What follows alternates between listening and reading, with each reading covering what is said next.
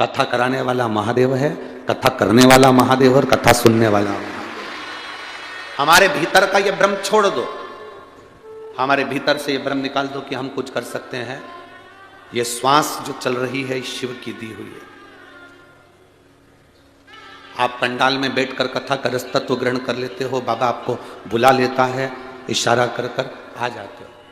लाखों रुपए कोई राजनेता खर्च करे, बसें लगवाए, गाड़ियां लगवाए, उनको भोजन का टिफिन दे और कुछ दे, अभी भी ये इतने सैलाब देखने को तरस जाए कि इतना सैलाब नहीं।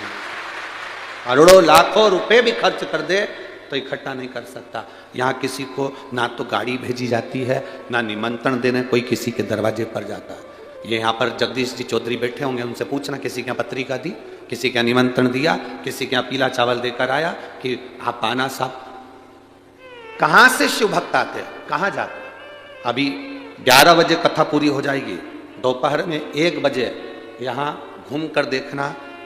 जो आनंद, जो रौनक मेरे बाबा के रहने पर है, मेरे बाबा जब कथा पूर्ण होकर लेकर चले जाते हैं, उसके बाद का नज़ारा एक बार घूम कर देखना कि आपको लगेगा कि हम अपने घर चले जाए।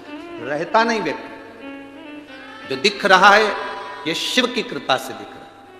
शरीर में जो श्वास है ये शिव ही है। हम हर एक में परमात्मा को क्यों नहीं देखते? हम भगवान को 1 लोटा जल चढ़ाने के लिए जाते हैं तो अपने भीतर यह भाव रखिए कि 1 लोटा जल हम किसी प्यासे को भी पिलाना जाना। हम भगवान को 56 भोग लगाना जानते हैं तो अपने भीतर ये विश्वास रखकर चलना, भाव रखकर चलना कि किसी भूखे को हम 2 रोटी प्रेम से खिला सके, हम किसी भूखे को 2 रोटी प्रेम से खिला सकें, ये भाव लेकर चलना।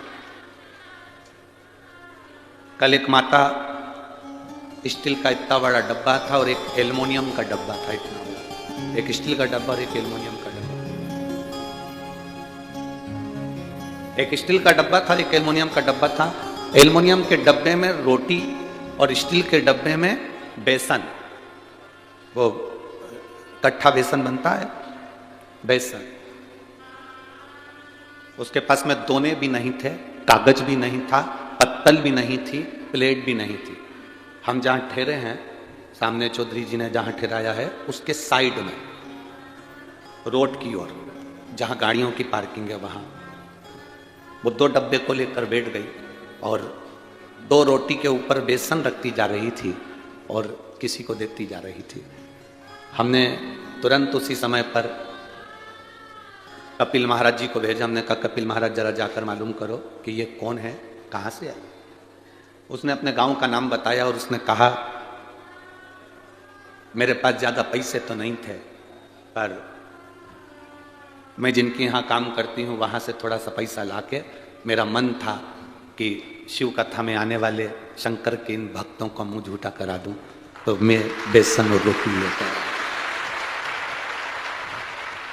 बेसन और रोटी लेकर 2-2 रोटी उस पर बेसन रख कर दे रही थी। वो जितना लाई हो, वो डब्बे में 4 रोटी हो, 8 रोटी हो, 12 हो चाहे 15 हो।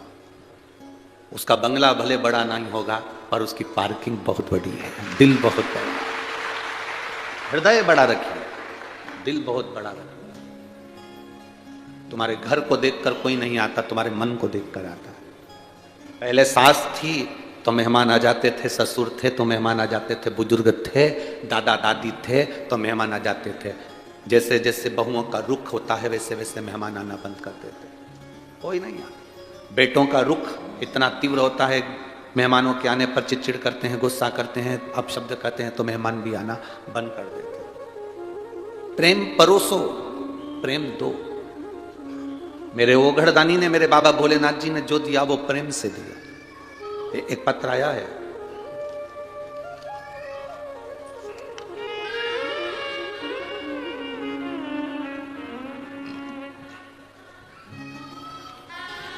मेरा नाम सुनीता दौलत मुलाने है। मैं नासिक की रहने वाली हूँ। कहीं बैठी हो तो हाथ हिला सकती हैं। मैं नासिक की रहने वाली हूँ। मेरा मोबाइल नंबर ये है। सन 2020 से मुझे सोरायसिस की बीमारी लग गई। कहीं बैठी हो तो हाथ हिला सकती हैं। मेरा नाम सुनीता दौलत मुलाने है। मैं नासिक की रहने वाली हूँ। मेरा मोबाइल नंबर ये है। मुझे सन 2020 से सोराइसिस की बीमारी लग गई, पूरे शरीर फट जाता था, उसमें से खून निकलना प्रारंभ हो जाता था। बहुत तकलीफ का सामना करना पड़ा, सारे डॉक्टरों को बीमारी बताई पर उसका कोई इलाज नहीं मिल रहा था। सब स्किन स्पेशलिस्ट को जाकर दिखाया, फिर भी उसका इलाज नहीं लगा। जहां जहां बड़े बड़े डॉक्टर हैं, चाहे मुंबई तक हमने इलाज करवाया, पर सोराइसिस का कोई इलाज नहीं निकला। तब परिवार के लोगों ने कहा, वो टीवी पर मारा जाता है, वो कहता है कि कथा सुनो, कथा का फल मिलेगा। पंडाल में बैठकर 1 मिनट की भी कथा सुनी है और वहां बैठकर स्तुति करी है तो वो सुनेगा। हम नासिक की कथा में पंडाल में पहुंच गए, कथा सुनी, बाबा से प्रार्थना करी, अगर मेरी सोराइसिस की बीमारी समाप्त हो गई तो मैं जहां कथा होगी वहां सुनने के लिए जाऊंगी।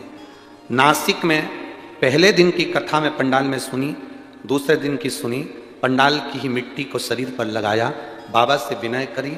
आज मैं बाबा को प्रणाम करने आई हूं कि मेरी सोराइसिस की बीमारी जलगांव में मैं आई हूं प्रणाम करने के लिए कि समाप्त हो गई।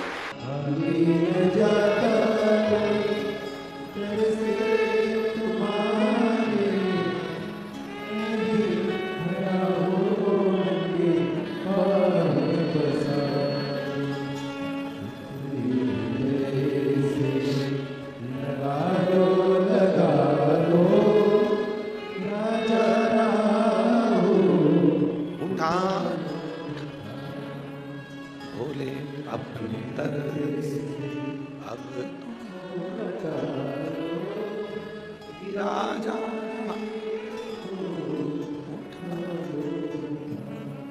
वो कृपा करता है, तब करता है, कैसे करता है इसका वही जानता है। मेरी जीजियों, मेरे जीजाओं, मेरी बहनों, माताओं, मेरे भाई, मेरे बच्चों, कथा के पंडाल में शिव उसी को बुलाता है जिसका उसको हाथ पकड़ना होता है और पार लगाना होता है। नहीं, ये पूरी दम लगा लें तो व्यक्ति कथा के पंडाल में नहीं आ सकता। पूरी दम,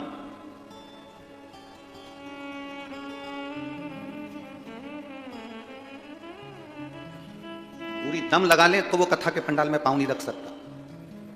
उसी को बुलाएगा जिसको उसको पकड़ना, जिस पर उसे कृपा करना। बिना कृपा के वो बुलाता ही नहीं।